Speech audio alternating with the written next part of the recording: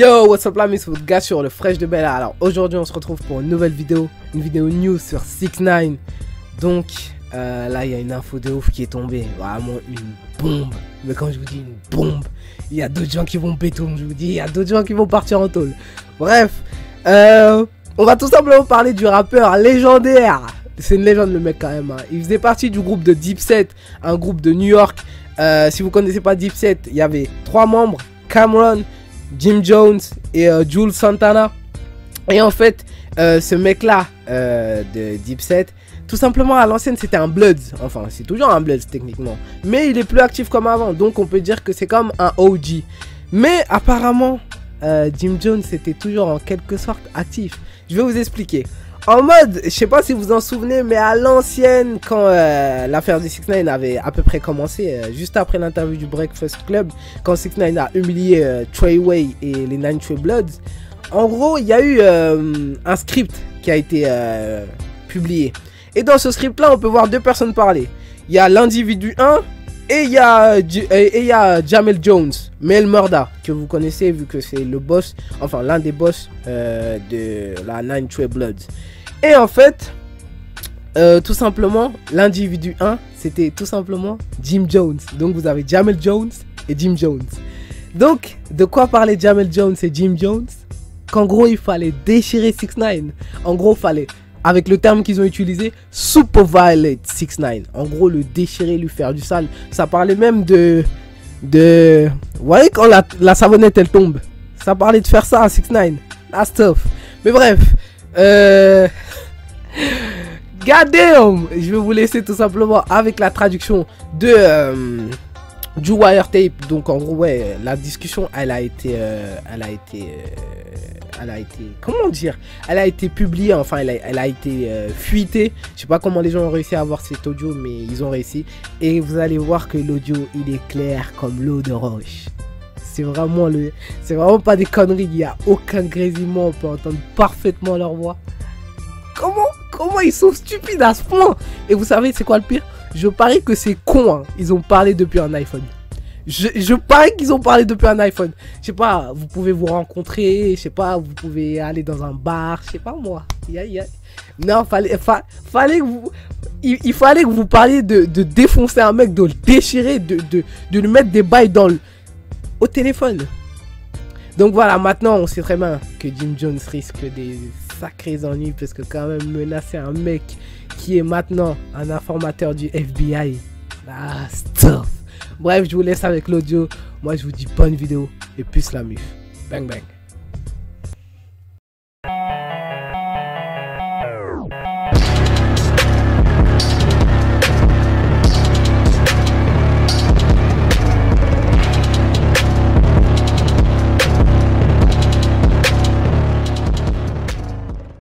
This shit crazy, son. But he doing that to make K9 think he don't got no relationship with Boy. That's what he trying to do.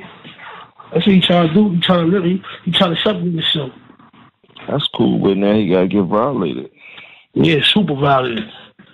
Super duper. So ain't too much he can really do unless he gonna run around with 100 armed securities all day. You know what I'm saying? He gonna get shot at pay. He ain't getting enough money for that. That's a fact. And he just canceled all his shows. And he ain't a gang member no more. Nah, he ain't nothing. That's what Shotty needs to make sure he do. Nah, we tell that nigga that he not a gang member no more. He kicked out the whip. He was never a gang member. Nigga, Shotty need to expose him. Like, nah, it's pussy. Never to do. Yeah, they got a TMZ. TMZ want to talk to niggas on Monday. So Shotty like, he want me, Crippy, I think he said, you don't need to be on no TMZ. Let Shotty be on TMZ. I'm not gonna get on it, but he wanted me to talk to the nigga and tell the nigga what happened, like, cause you know, my lap first, you feel me? So he want. Nah, you don't say nothing. You let Shotty handle that shit, bro. You don't say nothing. So don't say nothing. Nah, Shotty gotta handle that shit. He get on TMZ. He need to talk his talk. He need to talk his shit. You dig? Mm-hmm. And he need to be very, very, very articulate about what he's saying, why he made people think that nigga was a gang member. He needs to let niggas know that he was never a gang member. He was always a money ploy for the gang members. And he got to figure it out. But they gonna have to violate Shorty, because Shorty on some bullshit. Shorty think he gonna be going to the strip clubs and all that type of shit. Like, Shorty better get on his A game. Shorty, I already know Shorty. You know that nigga's a demon, homie. You know that nigga live for shit like this, homie. He gonna treat that nigga like he was blowing Chinese shit up. He gonna be violating that nigga shit up. He don't got nothing to lose no more. This is all he had. Well, he better get to violating. He better stalk Shorty every move. One of them security better get hit. Something better happen. Nigga better start mobbing, nigga. He better start doing something. Once he start tearing the security down, ain't no security gonna want that job. He gonna have to stay in the house pretty soon. That's it. That's what happens. Once security get injured, them niggas like, nah, he's too much of a liability. I'm not gonna protect nobody that know that is causing harm to us. No. And that's all these niggas gotta say. Well, Shotty let niggas know, man, bro, we gonna tear the security up, bro. We not even worried about you, bro. You ain't even. We gonna tear the security up. Once niggas start doing that, the security gonna be like, listen, bro, I ain't in it for this, bro. You don't have to do this shit on your own time, bro. You can't. The security out in New York can't run around with fire on them, right? Nah, them niggas, or unless they ex-police, but it don't matter at that time because they doing an illegal job. You dig? And it don't matter. Donc voilà pour la traduction. N'hésitez pas à me dire ce que vous pensez de toute cette histoire. Et tous les jours, il y a une histoire de dingue. God damn, vraiment. Et c'est le... Finalement, je crois, 6ix9ine, il va avoir le procès le plus médiatisé de tous les temps, carrément. C'est un truc de ouf. Tous les jours, il y a des nouveaux trucs. Tous les jours, il y a quelqu'un qui s'est fait snitch. Et là, en plus, 6ix9ine a commencé à parler de carrément son ancien complice, son gars sûr carrément, avec qui il s'était embrouillé d'ailleurs. Billy Ado. Billy Ado, pour ceux qui ne savent pas, il a été présent durant l'altercation qu'il y a eu à l'aéroport de LA quand 6ix9ine s'est fait mettre au sol par deux mecs. Et Billy Ado, c'était vraiment l'un des gars sûrs de 6ix9ine au sein du Nine Trey Bloods.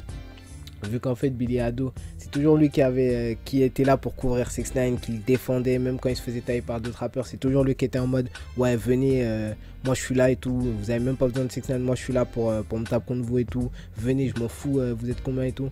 Donc voilà, et 6ix9ine a balance Billy Ado, il a balance tellement de gens, c'est un truc de ouf. Bref, n'hésitez pas à me dire ce que vous pensez de tout ça.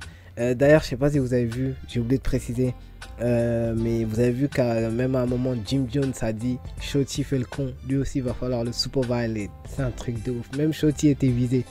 Donc vraiment, c'est une dinguerie. Bref, n'hésitez pas à me dire ce que vous pensez de toute cette histoire. Moi je vous dis merci d'avoir regardé et plus la vif. Bang bang.